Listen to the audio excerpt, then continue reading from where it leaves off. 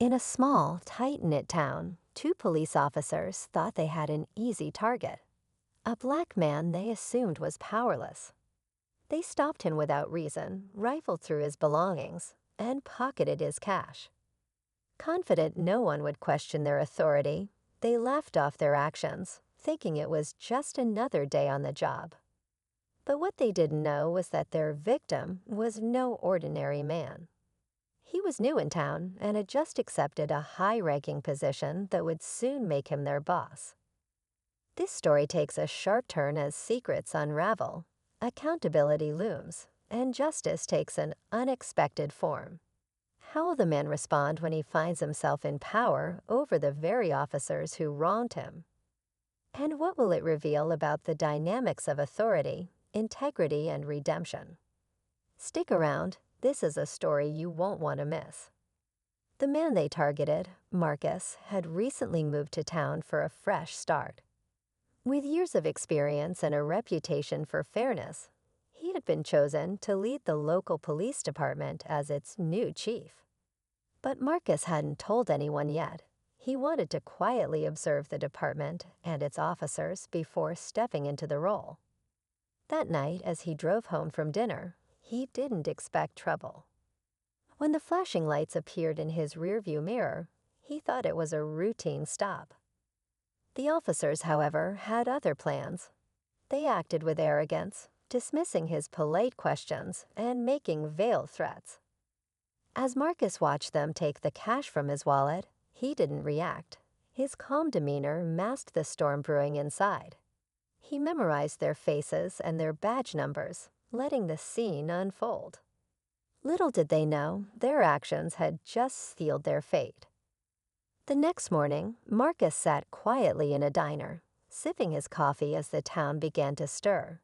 He had spent the night reflecting on what had happened.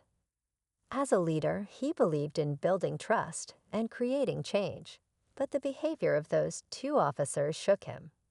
He wondered how many others in the community had suffered in silence, feeling powerless against the very people sworn to protect them. Meanwhile, the officers went about their day, oblivious to the storm heading their way.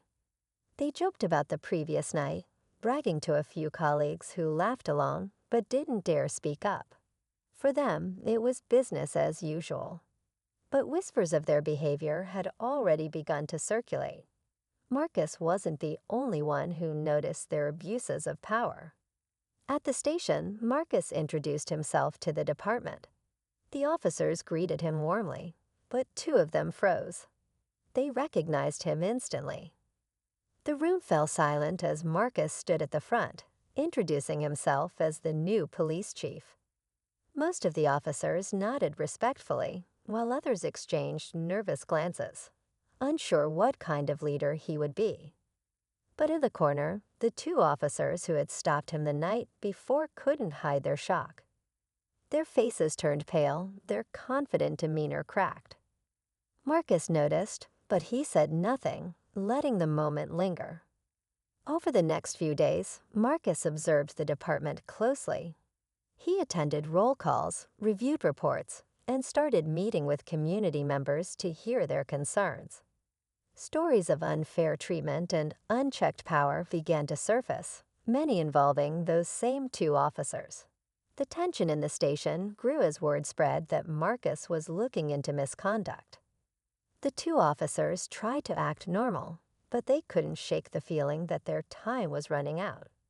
They knew something was coming. They just didn't know when. Just when the officers thought the pressure couldn't get any worse, Marcus called for a surprise departmental review. He framed it as a routine assessment, but his sharp questions and quiet intensity left everyone uneasy. He requested body cam footage, traffic stop reports, and detailed logs from the past 6 months. The two officers started scrambling, trying to cover their tracks, but Marcus had already seen enough to know where to dig. Then came the unexpected twist. A young officer, new to the force and eager to do the right thing, approached Marcus privately. She revealed she had witnessed questionable behavior from the two officers multiple times, but was too afraid to speak up. She even handed over evidence, a hidden audio recording of them bragging about taking money from Marcus and laughing about how no one would believe him. With this new revelation, Marcus realized the problem was deeper than he thought. This wasn't just about two bad cops. It was about a culture of silence and fear. The stakes had changed. Now, Marcus wasn't just seeking justice for himself. He was fighting for the integrity of the entire department. But as the walls began closing in on the two officers, they started making desperate moves to protect themselves, setting the stage for a dramatic showdown. Marcus called a department-wide meeting, a gathering no one could avoid. The two officers sat in the back, shifting uncomfortably as Marcus spoke about accountability and the importance of trust between the police and the community. His words carried weight, but no one expected what came next. He pulled out a folder and placed it on the table, locking eyes with the officers who had wronged him. Calmly, he played the audio recording for everyone to hear. The room fell silent, the officers' laughter from the recording echoing like a haunting reminder of their actions. Before they could speak, Marcus revealed the evidence he had collected, their body cam footage, tampered reports, and statements from witnesses. The entire department now knew the truth. The two officers tried to deny it, but their words carried no weight against the mountain of proof. Just when it seemed like the story had reached its conclusion, Marcus dropped one final twist. He revealed that the review wasn't just internal. He had contacted state authorities to conduct a full investigation into the department. What started as a personal fight for justice had become a larger mission to rebuild trust in the community.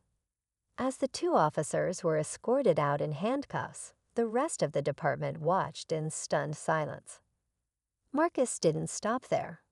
He promised the department and the town that this was just the beginning of a new chapter, one built on fairness, integrity, and accountability. And with that, the story closed, not with vengeance, but with hope for a better future. With the two officers removed and the investigation underway, the department began to shift. Marcus wasted no time implementing new policies to ensure transparency and accountability. He introduced regular training sessions focused on ethics and community relations, making it clear that the old ways of operating would no longer be tolerated. The community, though initially skeptical, started to see change. Marcus made himself visible, attending local events, listening to residents' concerns, and rebuilding the bridges that had been burned. The young officer who had come forward became a symbol of courage, inspiring others in the department to speak up and support the new direction. For Marcus, the journey wasn't about revenge. It was about creating something lasting. The two officers' actions had shaken the town, but their removal marked the beginning of a brighter future. As the department slowly transformed, Marcus proved that even in the face of injustice, true leadership could spark change.